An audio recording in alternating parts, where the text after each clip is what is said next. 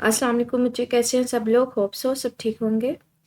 आज हम second year के फिज़िक्स चैप्टर 20 के एक्सरसाइज का न्यूमेरिकल करेंगे। So let's start. First numerical, a hydrogen atom is in ground state, मतलब फर्स्ट स्टेट में है। Using Bohr theory calculate the radius of the orbit, आपने रेडियस निकालना है। Linear momentum of the electron, linear momentum निकालना है। Angular momentum निकालना है, काइनेटिक एनर्जी निकालनी है, पोटेंशियल एनर्जी और टोटल एनर्जी। ये नंबर ऑफ थिंग्स हमने फाइंड आउट करनी है कब, जब इलेक्ट्रॉन पहले ऑर्बिट में है। तो ऑर्बिट आपके पास गिवन है और इलेक्ट्रॉन का चार्ज तो हमें पता है क्या होता है, 1.6 मल्टीप्लाई 10⁻⁻⁹ होता है। तो सबसे पहले तो हम लोग रेडियस फाइंड आउट करते हैं फर्स्ट ऑर्बिट के लिए। आप लोगों ने ना ये रेडियस का फार्मूला पढ़ा हुआ है, जनरल फार्मूला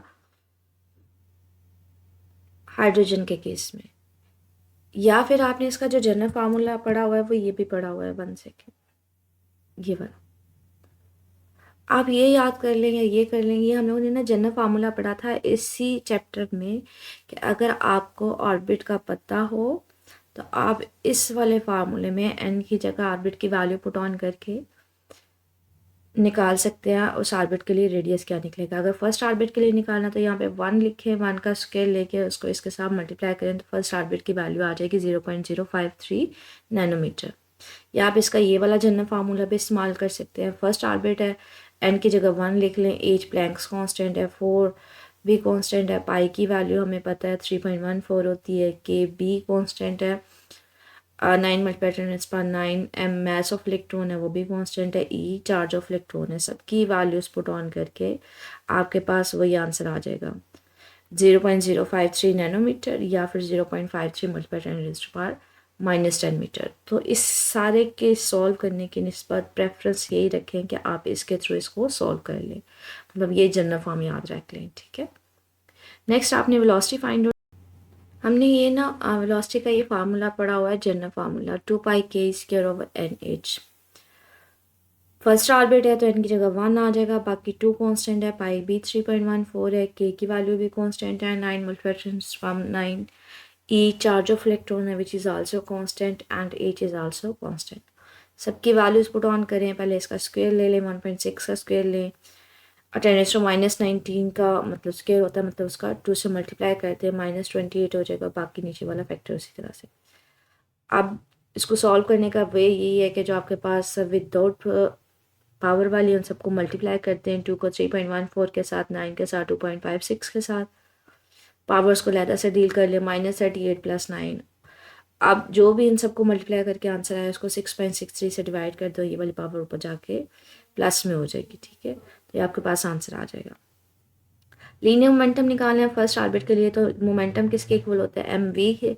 तो फर्स्ट वेलोसिटी जो भी अभी हमने फाइंड आउट किया उसकी वैल्यू पुट ऑन करेंगे तो आपके पास जो मास ऑफ इलेक्ट्रॉन को V1 के साथ मल्टीप्लाई कर देंगे तो आंसर आ जाएगा। ऑर्बिटल वेलोसिटी निकालनी है। ऑर्बिटल वेलोसिटी क्या होती है, आर पी होती है, पी की जगह एम वी लिख लें। फर्स्ट ऑर्बिट के लिए तो दोनों की जगह V1 और R1 लिख दें। V1 भी हमने निकाल लिया, R1 भी निकाल लिया हुआ है, और मैं एम जो है वो मैस ऑफ इलेक्ट्रॉन है जो हमें पता है कांस्टेंट वैल्यू।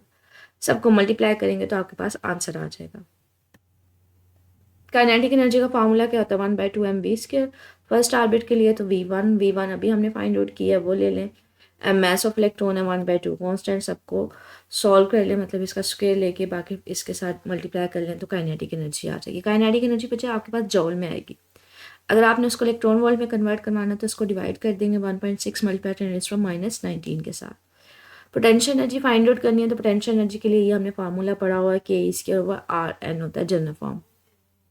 फर्स्ट ऑर्बिट है तो N यहाँ पे R1 आ जाएगा, बाकी वही चीज़ें हैं कि कांस्टेंट है, ई चार्ज ऑफ इलेक्ट्रॉन है वो भी कांस्टेंट है। तीनों की वैल्यूज पुट ऑन करें, इसको सॉल्व करें, ये भी वैल्यू जॉल में आएगी। इसको भी इलेक्ट्रॉन वोल्ट में करने के लिए 1.6 × 10⁻⁻19 के साथ डिवाइड कर देंगे, आपके पास ये वैल्यू आ जाएगी -27.2। बच्चे पोटेंशियल एनर्जी याद रखिएगा, माइनस साइन इसके साथ लाजमी लेते हैं, ठीक है। टोटल एनर्जी आपने कैसे निकालनी है, potential energy plus kinetic energy दोनों का सम कर दें। ये माइनस में थे ये प्लस में थे, इसमें से इसको माइनस करेंगे तो मतलब टोटल एनर्जी कितनी आ जाएगी, -13.6 इलेक्ट्रॉन वोल्ट। 20.2 न्यूमेरिकल है, what are the energies in electron volt of quanta of wavelength. आपके पास 4 वेवलेंथ्स गिवन है, आपने इनकी एनर्जी निकालनी है। वेवलेंथ फर्स्ट वाली को मैं λ1 बोल देती हूँ, सेकंड वाली को λ2 और थर्ड वाली को λ3। नैनोमीटर में मुझे सारी तो 10⁻⁹ सबके साथ आ जाएगा। एनर्जी निकालनी है। एनर्जी फोटोन की जो होती है वो सिंपल फार्मूला होता है E=hf। फ्रिक्वेंसी तो आपको गिवन नहीं है, वेवलेंथ गिवन है, तो एफ की बजाय मैं वहाँ पे क्या लिख देती हूँ, C/λ। यहाँ पे ये सिर्फ ये शो किया हुआ है कि C/λ कैसे है। आप ये क्वेश्चन पढ़ते हैं, वेव क्वेश्चन V=f λ। वी की स्पीड, इसकी जगह C भी लिख सकते हैं, C=f λ। तो लैम्डा की वैल्यू सॉरी इसकी फ्रिक्वेंसी की वैल्यू कैसे आएगी कि लैम्डा इधर डिवीजन में आ जाएगा, तो C/λ मतलब एफ की जगह क्या लिखा हुआ है, C/λ। फर्स्ट वेवलेंथ के लिए निकालेंगे तो इसकी जगह λ1 आ जाएगी, इसके साथ एनर्जी E1 आ जाएगी। एज की वैल्यू पुट ऑन करें, सी स्पीड ऑफ लाइट की वैल्यू पुट ऑन करें, λ1 की वैल्यू पुट ऑन करें। जब सारा सॉल्व कर लेंगे तो आपके पास आंसर आएगा जॉल में, लेकिन एनर्जी यूजुअली इलेक्ट्रॉन वोल्ट में ली जाती है, तो इसको डिवाइड कर देंगे 1.6 × 10⁻⁹ के साथ 19 के साथ, तो आंसर आ जाएगा बिल्कुल as it is. Second photon के लिए एनर्जी फाइंड आउट कर सकते हैं, सिर्फ वेवलेंथ अगर सेकंड है तो एनर्जी भी क्या होगी, सेकंड। उसकी जगह सेकंड वेवलेंथ की वैल्यू पुट ऑन कर दे, बाकी एच और सी कांस्टेंट है। इन सबको सॉल्व करेंगे तो आंसर आपके पास जॉल में आएगा। स्टिल इसको इलेक्ट्रॉन वोल्ट में कन्वर्ट करवाएंगे, 1.6 ×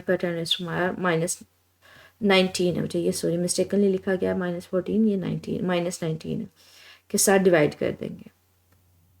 थर्ड फोटोन की भी एज इट इज़ यही फार्मूला होगा, सिर्फ λ3 होगा। तीसरी वेवलेंथ चेंज कर देंगे, आंसर आ जाएगा, उसको इलेक्ट्रॉन वोल्ट में कन्वर्ट करवा सकते हैं। नेक्स्ट है electron jump from initial level of energy जिसकी वैल्यू ये है टू फाइनल दिस वन। आपने वेवलेंथ जो मिट हो रही है, जो लाइट मिट हो रही है, उसकी वेवलेंथ फाइंड आउट करनी है। तो इनिशियल एनर्जी गिवन है, फाइनल एनर्जी गिवन है। आपने ना एनर्जी फोटोन बोहर मॉडल के अकॉर्डिंगली कहा था कि जो फोटोन की एनर्जी होती है वो इक्वल होती है फाइनल माइनस इनिशियल। ये थोड़ा सा राइटिंग मिस्टेक है, फाइनल माइनस इनिशियल होती है। एफ की जगह C/λ, फाइनल माइनस इनिशियल। आपने क्या निकालनी है, वेवलेंथ निकालनी है, तो लैम्डा इधर ले जाएं, ये जो डिफरेंस है फाइनल माइनस इनिशियल का वो नीचे ले आए। एच भी कांस्टेंट है, सी भी कांस्टेंट है, ये फाइनल वेलोसिटी है माइनस इनिशियल वेलोसिटी है, उसकी जगह लिख ले। तो हमारे पास इसको सॉल्व करेंगे, ये माइनस में थी, ओके माइनस, ये माइनस क्या हो जाएगा, प्लस हो जाएगा, तो ये प्लस में हो जाएगी। इन दोनों का डिफरेंस लेके जो भी वैल्यू है ये वाली इसके साथ इसको डिवाइड कर दीजिएगा, तो वेवलेंथ की वैल्यू आ जाएगी। ठीक है, 20.4 है, कहते हैं find the wavelength of the spectral line corresponding to the transition hydrogen from N6 to N=3। मतलब छठे से तीसरे में कोई मतलब इलेक्ट्रॉन जो है वो ट्रांजिट कर रहा है, तो आप बताएं जो लाइट इमिट होगी उसकी वेवलेंथ क्या होगी। हम लोगों ने स्पेक्ट्रल सीरीज़ के फार्मूले टॉपिक में ये एक जनरल फार्मूला पढ़ा था, जिसमें वेवलेंथ तो आपने फाइंड आउट करनी है। ये रेडबर्ग कांस्टेंट होता है, इसकी वैल्यू फिक्स्ड होती है 1.09 × 10⁻⁷, ये आपको याद करनी है। 1/p² - 1/n के मतलब किस स्टेट से किस लोअर स्टेट में जाता है। यहाँ पे 6 थी हायर और लोअर थी 3, तो मैंने सारी वैल्यूज़ पुट ऑन कर दी हैं। इसका मैंने स्क्वायर ले लिया है, स्क्वायर लेने के बाद इसका एलसीएम ले लीजिएगा, एलसीएम लेके इसको डिवाइड करके इसके साथ सॉल्व कर लें। जो भी आंसर आएगा वो 1/λ का आएगा। आपने लैम्डा निकालना है तो इसको इन्वर्स कर दें, तो ये भी इन्वर्स हो जाएगा, तो हमारे पास इसका आंसर आ जाएगा दिस वन। ठीक है, इसको नैनोमीटर में भी कर सकते हैं उसके अकॉर्डिंगली आ जाएगा। 20.5 है, compute the shortest wavelength in the Balmer series, what value of the n must be used. अच्छा, बाल्मर सीरीज कब होता है, जब किसी हायर एनर्जी लेवल से इलेक्ट्रॉन जो है वो सेकेंड एनर्जी लेवल में जाता है। पी की जगह यहाँ पे आएगा 2। ठीक है, वो यहाँ पे यही बात कर रहे हैं कि आपके पास बाल्मर सीरीज कब होती है, जब किसी भी हाई एनर्जी लेवल से इलेक्ट्रॉन किस में जाता है, सेकंड में। कहते हैं अब तो शॉर्टेस्ट कब होगी, शॉर्टेस्ट हमेशा याद रखिएगा तब होती है वेवलेंथ जब आपके पास डिस्टेंस मैक्सिमम होता है। डिस्टेंस मैक्सिमम कब होगा, जब कोई इलेक्ट्रॉन इन्फिनिटी से आएगा, तभी तो डिस्टेंस मैक्सिमम होगा ना। एन की जगह क्या लिखते हैं, इन्फिनिटी।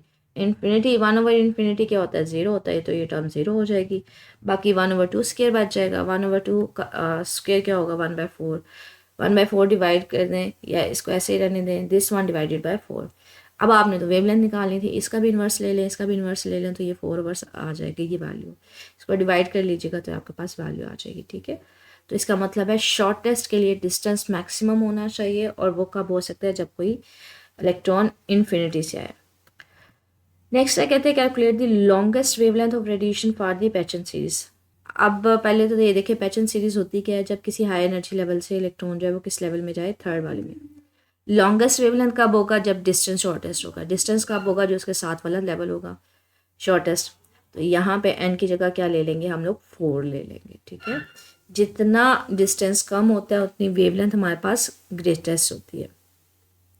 तो डिस्टेंस कब मिनिमम होगा, जब उससे नियरेस्ट हम एनर्जी लेवल ले लेंगे। तो 4 की जगह यहाँ पे ले लेंगे, दोनों का स्क्वायर ले लेंगे, 1/9 -1/16, दोनों का एलसीएम लें तो हमारे पास ये वैल्यू आ जाएगी। अब 7 को इसके साथ मल्टीप्लाई करना है, ये डिनोमिनेटर में आपने तो वेवलेंथ फाइंड आउट करनी है। इस साइड पे भी इन्वर्स ले लो, इस साइड पे भी इन्वर्स, तो 144 ऊपर आ जाएगा, ये वाली टर्म नीचे आ जाएगी। इसको सॉल्व कर लेंगे तो वेवलेंथ की वैल्यू आ जाएगी। नेक्स्ट न्यूमेरिकल है, कहते हैं electron in the X-ray tube are accelerated through a potential difference 3000 volt potential difference given है. If these electrons were slowed down in the target, what will be the minimum wavelength of the X-rays produced? कि जो आपके पास X-ray produce हो रही है उनकी wavelength क्या होगी। आपके पास काइनेटिक एनर्जी जो होती है ना, वो इसकी फोटोन की वो डिपेंड इक्वल होती है एच एफ के, ठीक है। मतलब जो फोटोन अमिट होगा उसकी फ्रिक्वेंसी या उसकी एनर्जी डिपेंड करेगी इलेक्ट्रॉन्स की काइनेटिक एनर्जी के ऊपर। और इलेक्ट्रॉन्स की काइनेटिक एनर्जी किसके ऊपर डिपेंड कर रही होती है, आपने उसका पोटेंशियल कितना दिया हुआ है, ठीक है। इलेक्ट्रॉन वोल्ट कितना पोटेंशियल दिया हुआ है।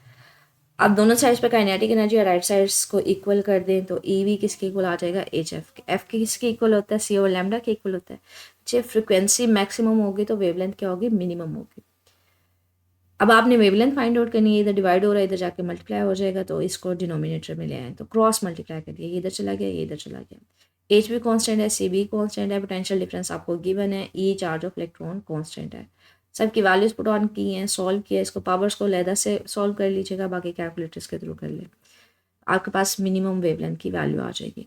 नेक्स्ट है वेवलेंथ ऑफ के X rays from copper, this one. आपके पास वेवलेंथ की वैल्यू गिवन है, आपने एनर्जी डिफरेंस निकालना है टू लेवल्स के दरमियान जब इलेक्ट्रॉन जो है ट्रांजिट करता है, मतलब एनर्जी डिफरेंस निकालना है। हमें पता है जो भी फोटोन एमिट हो रहा होता है, एक्सरे फोटोन एमिट हो रहा होता है, उसकी जो वेवलेंथ होती है वो किसके इक्वल होती है, एच एफ के इक्वल होती है।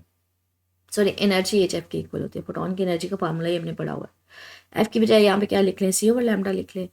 सी कांस्टेंट है, सी एच बी कांस्टेंट है, वेवलेंथ गिवन है, तो तीनों वैल्यूज को पुट ऑन करके आपके पास आंसर आ जाएगा जॉल्स में। इलेक्ट्रॉन वोल्ट में करना है तो उसको 1.6 मल्टीप्लाई 10⁻⁻19 के साथ उसको क्या करेंगे, डिवाइड कर देंगे, तो आप इसको सॉल्व कर सकते हैं। 20.9 है, कहते हैं tungsten target is struck by the electron that have been accelerated from rest to this one. Potential आपके पास गिवन है 40 किलो वोल्ट, किलो की वैल्यू 10⁻3। फाइंड द शॉर्टेस्ट वेवलेंथ, आपने शॉर्टेस्ट वेवलेंथ फाइंड आउट करनी है। शॉर्टेस्ट वेवलेंथ कब होगी, जब आपके पास फोटोन की एनर्जी क्या होगी, मैक्सिमम होगी, ठीक है। एनर्जी किसके इक्वल होती है, एच एफ की इक्वल होती है, तो मैक्सिमम फ्रिक्वेंसी जब होगी या एनर्जी होगी तब हमारे पास शॉर्टेस्ट वेवलेंथ होगी। और हमारे पास काइनेटिक एनर्जी किसके ऊपर डिपेंड कर रही होती है, इलेक्ट्रॉन्स को जितना पोटेंशियल दिया जा रहा होता है। दोनों की राइट साइड इक्वल करवा दें तो हमारे पास, ये भी हमने ऊपर वाले न्यूमेरिकल में भी फार्मूला देखा है। एफ की बजाय यहाँ पे क्या लिख लें, सी ओवर लैम्डा, वहाँ पे मैक्सिमम फ्रिक्वेंसी है तो वेवलेंथ मिनिमम होगी। इसको इस साइड पे ले जाओ, इसको डिनोमिनेटर में वैल्यूज पुट ऑन करें, सॉल्व हो जाएगा आपके पास, ठीक है।